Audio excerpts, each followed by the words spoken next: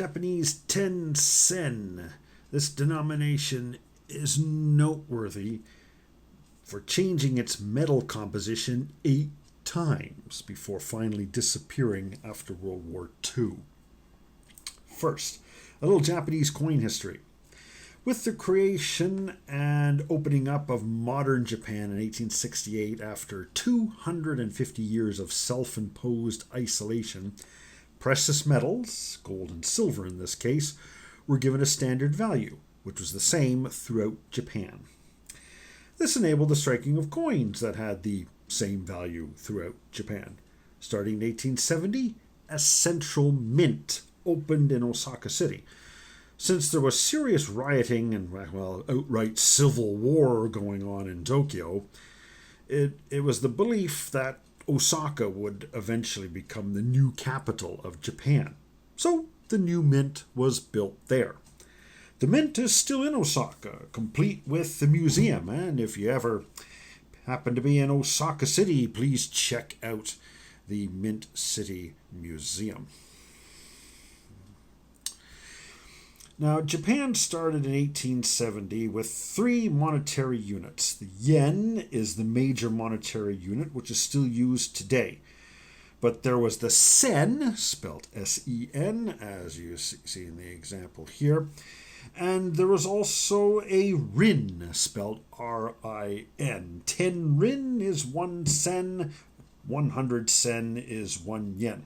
So, what happened to those 2 minor monetary units? Well, unlike Brazil, which I talked about in my previous video, Japan didn't have hyperinflation, but like any modern Western economy, the last 150 years has given us a certain amount of inflation, along with 2 world wars, a Great Depression, and just deficit spending.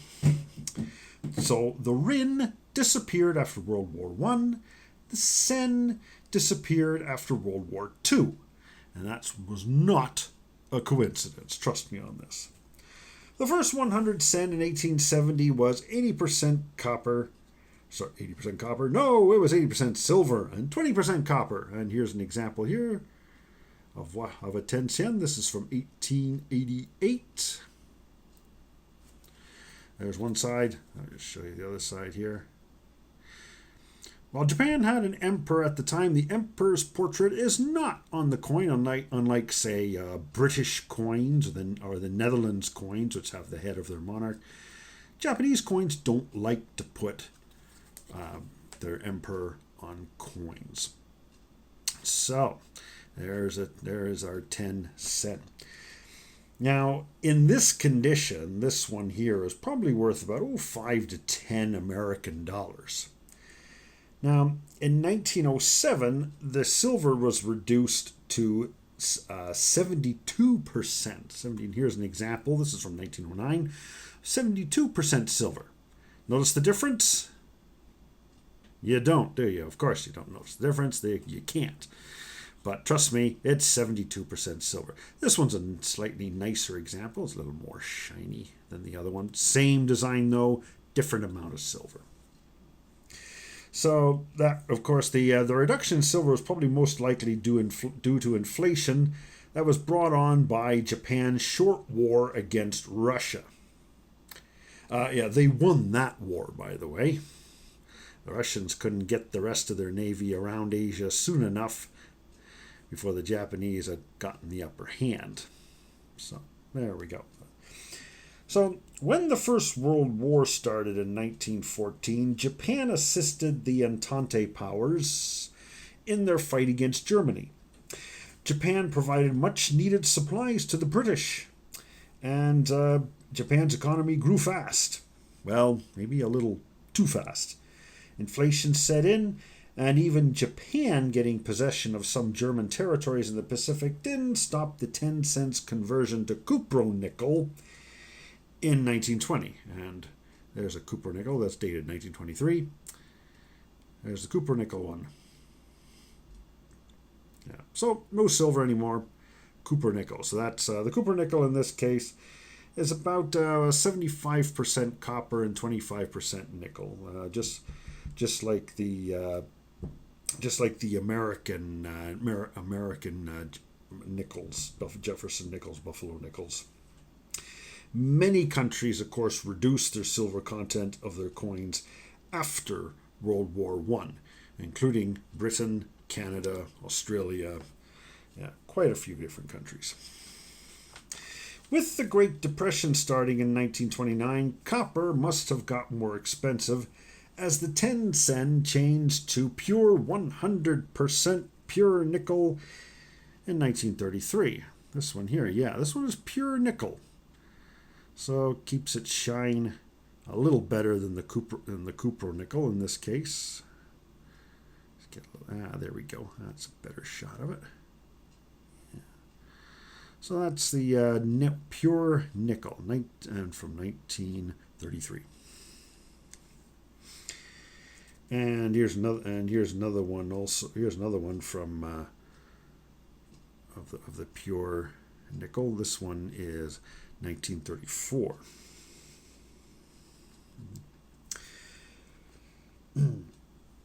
So of course, with the build-up towards World War II, nickel became less available for coins, just like I talked about in the video of the Canadian beaver 5 cent. So in 1938, the 10 sen changed to an alloy of aluminum bronze. 5% aluminum, 95% copper. And that's this one. That's this one here.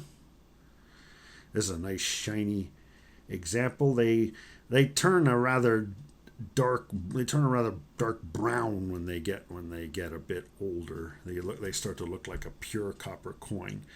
But when brand new, they are a nice golden color. This one is indeed from 1938, the first year. Now, let's continue on up until 1940. There's a 1941, again, nice and shiny. Looks a nice golden color. And halfway through 1940, though, copper scarcity, probably for bullets, forced to change to 100% aluminum. There we are, 100% aluminum.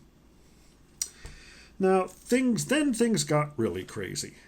Already crazier than they already are? Yep. This 1940 and this 1941 are 1.5 grams in weight. 1.5 grams. But later in 1941, they reduced the weight. To save on aluminum, presumably. They reduced the weight. This one here, this is 1941, but it's 1.2 grams of aluminum. So they got a little bit lighter. And this weight continued up to 1943. So this 1942, for example, is also 1.2 grams of aluminum. And then in 1943, I'm guessing fairly early in 1943, it was reduced to an even 1 gram. Now, the coin doesn't look any different. The pictures are not the same. The difference is the thickness. And it's kind of hard to tell. You have to have several of them, look at them at the edge to get a bit of an idea of which ones are the lighter and the heavier ones. That's sort of how I managed to sort it out. So this is the 1943. This is the thin 1943, only 1 gram. I don't have the 1.2 gram 1943 because it's fairly rare, so not expensive, but fairly rare. I haven't found one yet. And so the 1.2 gram 1943 finished up, as I say, with only 1 gram in weight. And these are again fairly expensive. Even the rare 1943 1.2 gram one is less than $5, US dollars, that is. So in 1944, the aluminum ran out, and so we got plated zinc, tin-plated zinc, as a matter of fact. And now at this point, you're probably wondering about the holes. You've noticed a few of the coins that I've pulled up have holes in the center. I haven't said anything about that because that's rather unusual for many people. Their countries don't put holes in their coins like this. So why does Japan do that? Or why does any country, and usually in the Far East or Orient, as we might have called, use coins like this? Now, for over the last probably 2,000 years anyway, coins like this have been used in the Far East, in China, in Japan, Korea, what is now Vietnam, even down as far down as Indonesia, Malaysia. And they had this particular design, a square hole in the center. The first ones of these that were made in Japan were in the 7th century. And no, I don't have an example of one of those because they are well out of my price range. But here's a more recent one. And again, these can be had, the newer ones can be had for less than $1. I probably paid about 50 yen or 50 cents American for this guy. So the purpose of the square hole was to enable several coins to be strung together and carried as a bracelet, or over your shoulder if you have a large number of them. However, in the 20th century, though, the holes are more for differentiating coins so people would not confuse denominations that are similar size or metal composition. Or maybe they're just for decoration in some cases. As 1945 began, the zinc ran out, and so with no metals left for coins, Japan resorted to using a reddish-brown clay for the 10 sen. Now, millions of these were made, but Japan surrendered before they were released. Presumably, most were destroyed. I don't have one, but I do have a picture of one. If I can just show it there it is. So there's what one looks like. This picture, by the way, I believe is from a museum. They are the same. They are a bit bigger. They are about the size of an American nickel. So they are not, not very big. But they are very rare. They start at about 300 American dollars for those. I have seen them at the Osaka Mint Museum in both red and white, and apparently they are in other colors. I've yet to see them in any other colors. I'm guessing they are extremely rare. They might show up at auction sometime. Who knows?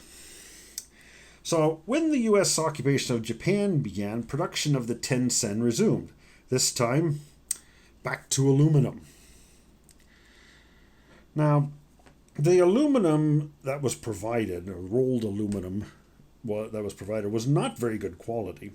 I found this out when my wife's aunt gave me a box full of World War II coins, and there were dozens of these coins in it.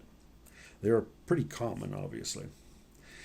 And as I went through them, there are these two, this 1945 and in 1946, these two are in almost perfect condition.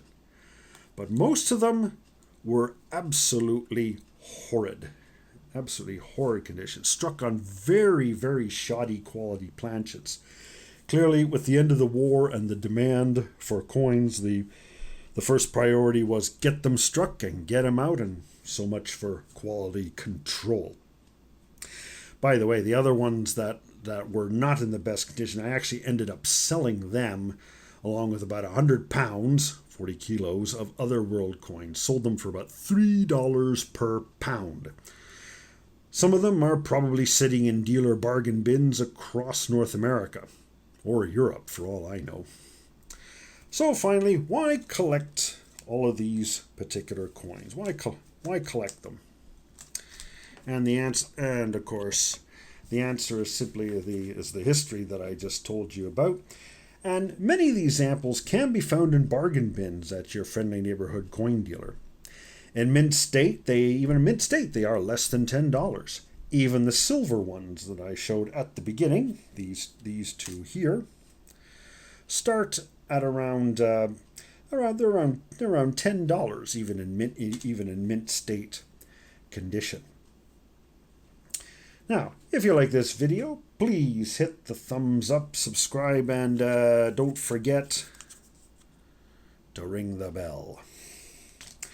And if you have any questions, please post in the comments. And if you have any suggestions for any other coins that I should display, please let me know. I just might have it in my collection. And I thank everyone for watching.